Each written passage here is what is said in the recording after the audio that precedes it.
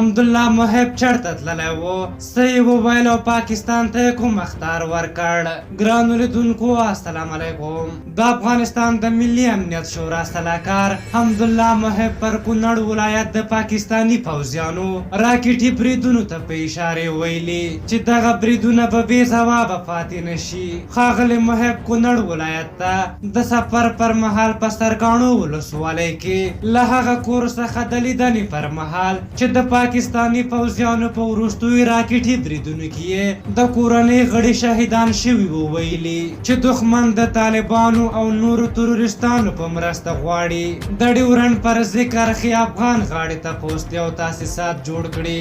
محب پاکستان ته په اشاره ویلي دوی باید پوه شي چې نه تاسیساتو جوړولو ته اجازه ورکول کیږي او نه راکټي حملې بې ځوابه پاتې کیږي. هغه پر طالبانو غږ وکړ چې د افغانانو سره د ګډ دښمن په ځپلو کې یو شي.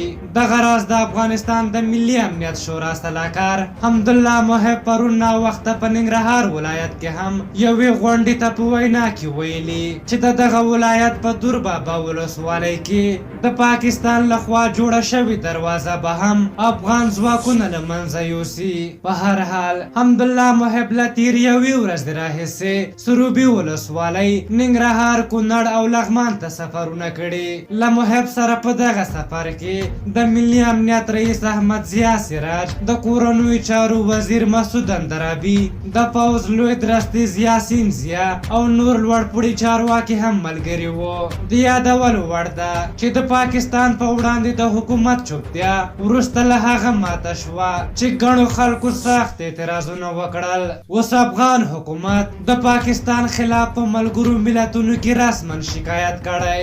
د پاکستان سفیر هم ورغوښتی و. د امریکا سفارت ته هم لیکلی مکتوب لیږلی چې د ستراتیژیک تړون له مخې باید اقدام وکړي او دغه راز دغه هیواد ته په نظامي برخه کې د ځواب ورکولو چمتووالی هم ښیي. خو خلک هیله لري چې دا کیسه د محب سفر او خبرې باید نمایشي او غولونکي ونه اوسي او دا موضوع په جدي توګه تعقیب شي. په هر حال تاسو د حمدالله محب د دغه خبرو په هکله څه نظر لرئ؟ خپل نظرونه م راته په کومنټ کې ولیکئ. که زموږ ویډیو مو خوښه شوې وي ضروري لایک کړئ. تر بلې ویډیو مو په لیو بخښونکي خدای سپارم. د الله په امان.